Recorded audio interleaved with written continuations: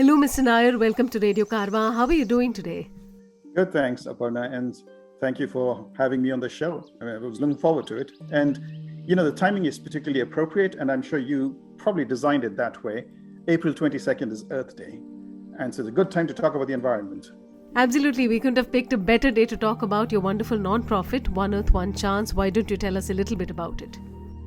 All right, so anybody who's been on this planet, I think for the past 20 years, cannot have missed the fact that we do have a problem with our environment, with our climate, with the general health of the planet, and it's an existential crisis. It's interesting, we talked about Earth Day. One Earth, One Chance was founded on Earth Day 3 years ago, and it was founded by Geeta Menon and a small group of friends. And the trigger for it was, we were just deluged with data, dismal data from all over the world, glaciers melting, unseasonal floods and droughts, forest fires in California, in the Amazon, bushfires in Australia, just large-scale deforestation and so on. And there seemed to be action at the very high level. Governments and organizations were getting together. You have the Intergovernmental Panel for Climate Change meeting and trying to move things forward. You had things like the Paris Climate Accord, and the UN sponsors something called the Climate Change Conference. The last one is something called COP26 in November in the UK. And progress in these forums is really slow because there's a lot of horse trading. You have to account for everybody's differences and their unique needs. The developing countries have a certain agenda. The developed countries are not there yet. So progress is, by its very nature, slow. And then you have retrograde steps. For instance, in this country, the last administration pulled out of the Paris Accord. It seriously undermined the Environmental Protection Agency and so on. So as individuals watching this circus, the question is, do you just become hapless bystanders? Or can you do something very small that makes a tangible difference, right? So that's this whole notion of thinking globally and acting locally. And so the thing was, let's do something. In the bigger scheme of things, it may not make a difference, but at least we would have done our bit. And the Chinese have this proverb which says, it's better to light a small candle than sit and curse the darkness. So they got together and they formed One Earth, One Chance 3 years ago. And so we do a lot of advocacy around recycling and consuming more meaningfully, mindfully about recycling, all the usual things. We do plogging, which is we pick different areas in the DFW region and we pick up litter.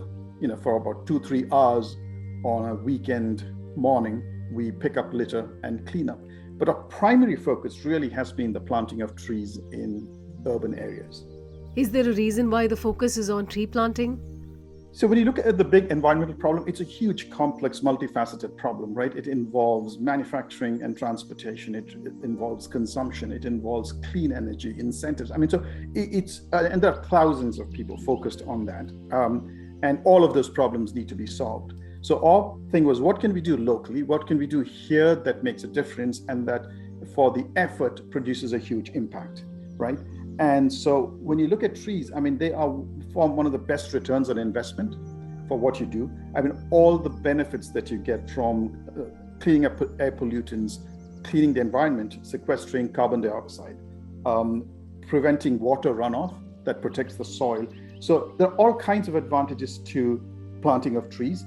And the other thing is, once you plant them and make them self-sufficient, trees stand there for decades with very little maintenance. And in fact, some trees go for hundreds of years.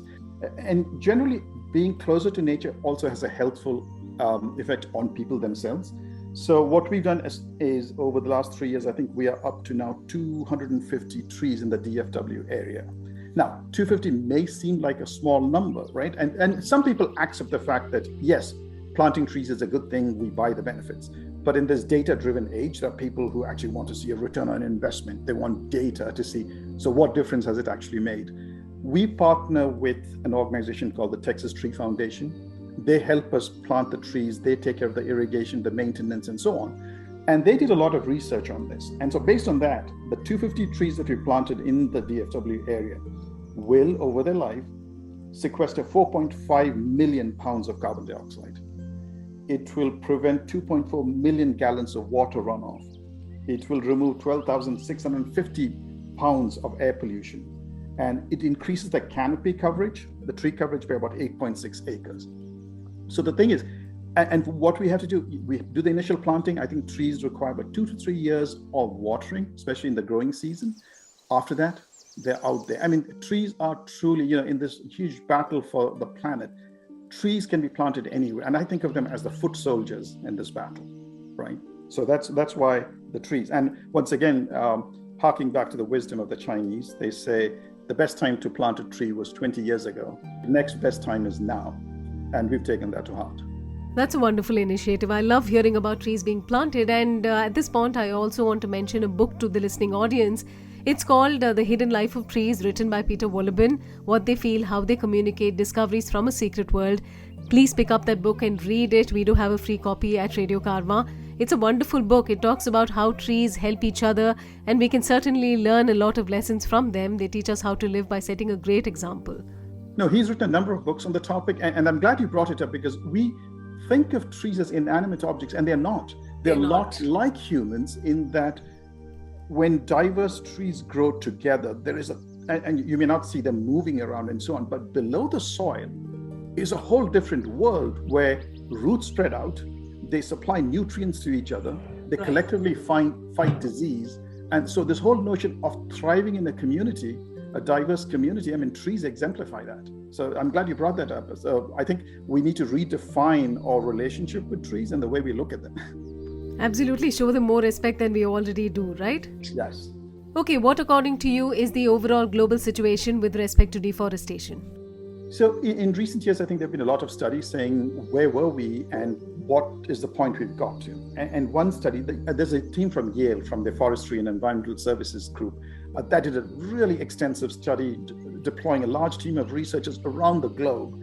And their estimate is that since humans started treading the earth, we've lost about 46% of our tree cover. And then more recently, since the Ice Age ended about 11,500 years ago, we've lost about a third of the world's forest. So, and another estimate is, on average, every year we lose a net of 10 billion trees. And that, I mean, those are huge numbers. And it's commonly believed that, the last 200 years is what's caused it. Post-industrial revolution with transportation, building, manufacturing, all of that. Yes, and it is true.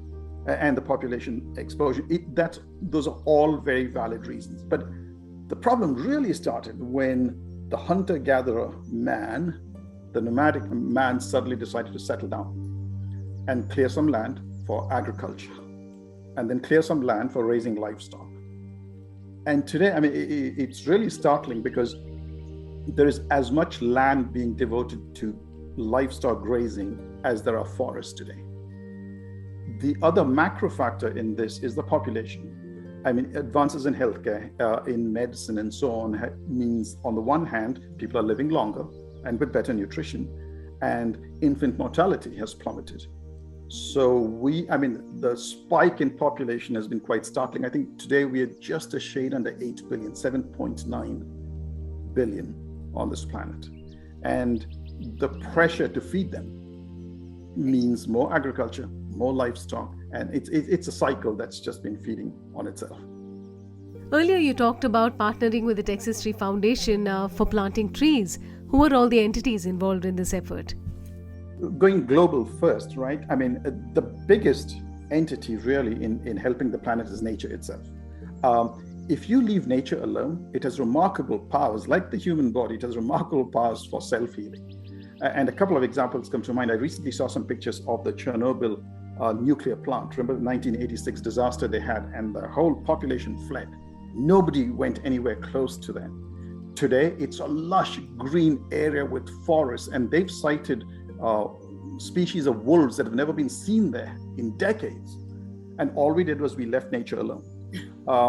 COVID was another thing. I think this lockdown has dramatically cleared air pollution all around the world, and we're seeing the impact. So when human activity is scaled back, nature has a chance to rebound. So there's nature on the one hand, governments around the world, and they are doing a lot. I mean, starting with, so in this country, we had President Theodore Roosevelt, who was a huge conservationist and who started the whole national park system, right? And we have 63 national parks today. India, it's the same thing. We have wildlife sanctuaries that are protected, over 550 wildlife sanctuaries that are being protected, and so on. So the government does its bit to protect the environment. The problem there is it gets very political. At the same time, you have corporations lobbying against it, right? So you have mining companies, you have timber and lumber companies, people whose business sort of harms the environment, lobbying heavily. So very often the government may have good intentions, but it's often compromised in its execution. Now, one spectacular example to the contrary is Costa Rica. We think of it as green haven, right? A wonderful canopy of green. But in the 1940s, they started clearing all the forests for agriculture and logging. And so what happened is by the 1990s, it was a serious problem until the government stepped in and they said, you cannot cut down forests. And they incentivized people, the local people, by paying them money to protect the forests. And in the last few decades, it's been a remarkable turnaround.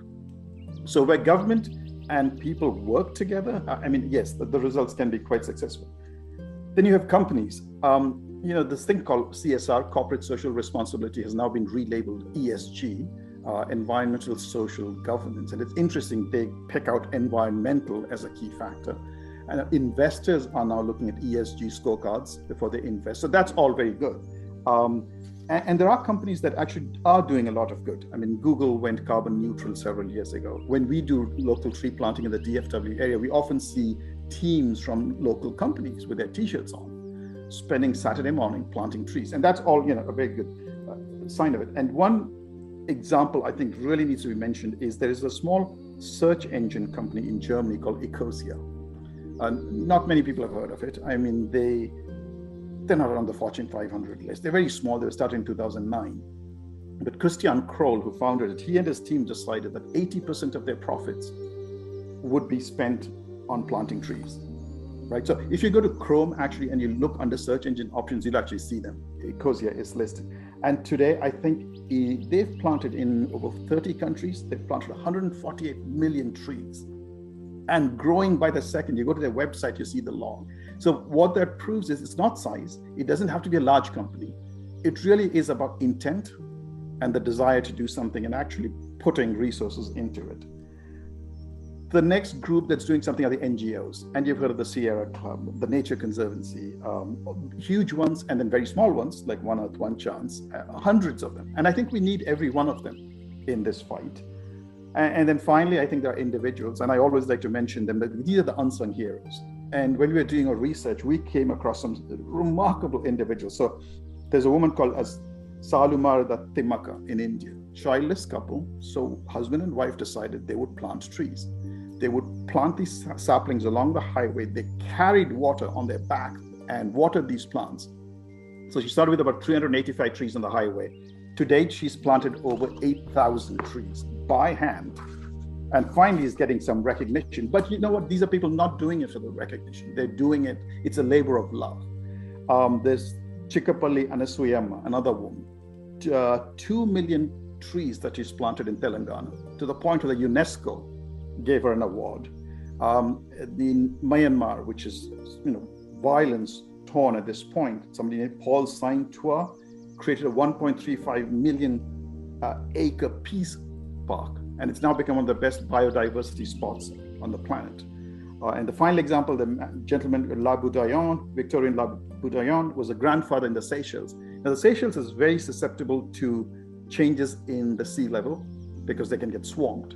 And normally what people would do is they would build these concrete barriers. What he did was protected these mangrove trees, which actually protect the land from the sea and the sea from the land.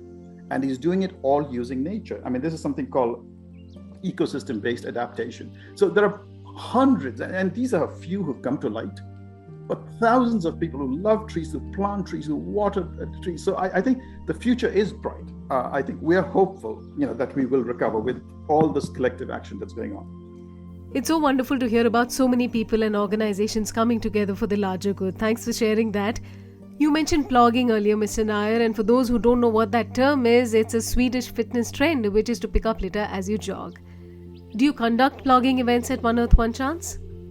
We do, and technically we don't jog, we actually walk. I think there's a term for it too. We do maybe 4 or 5 of those a year that we post on our Facebook site. Now, it really depends. Also, we need to find, we have to contact these parks departments. We just can't just do it.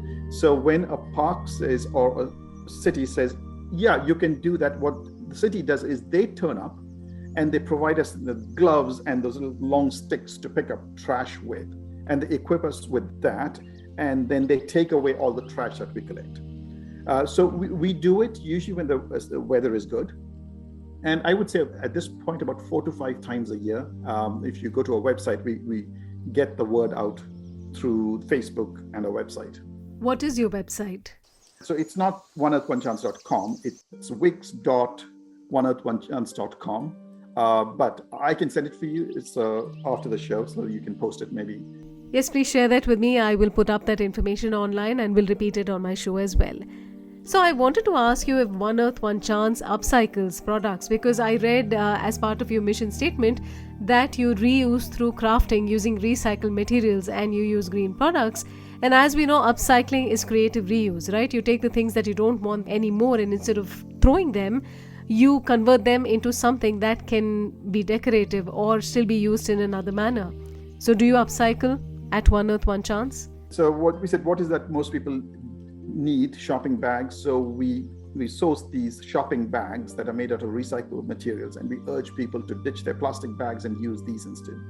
We have these metal water bottles that we distribute to people, saying don't take those plastic bottles, just fill up wherever you go, you do that. There are these bento boxes to pack your lunch away. So every time you go eat out and you want to take something home, it's usually in a styrofoam, and we're saying, look, just keep this with you so that you bring it back and reuse it. And so we look for those kinds of, where can we upscale, recycle things. We also did, I think last year, we did a clothing drive, because what we found is a lot of clothing ends up in landfills. There's chemicals used in them, there's material used in them that doesn't just degrade, and they end up being dumped in landfills.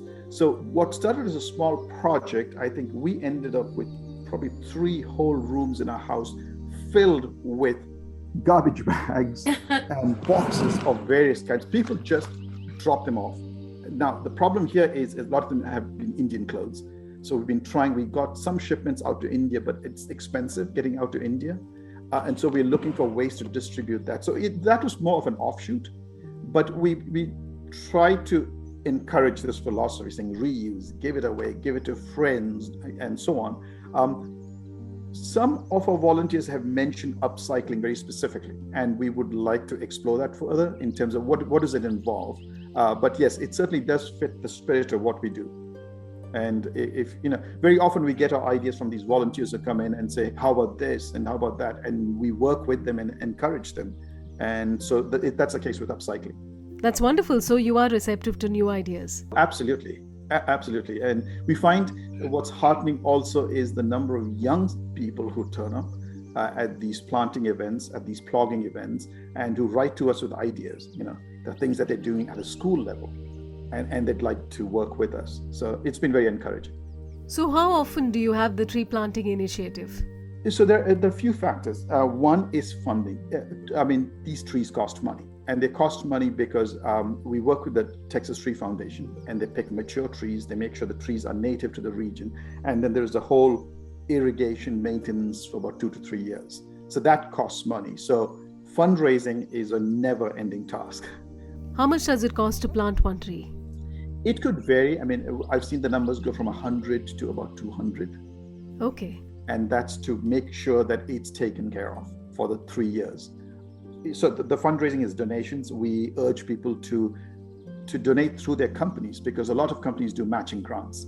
And that's worked very nicely for us. We've got quite a few companies matching it. So when we come to a certain amount, we reach out to the city and to Texas Tree Foundation saying, look, we are ready now.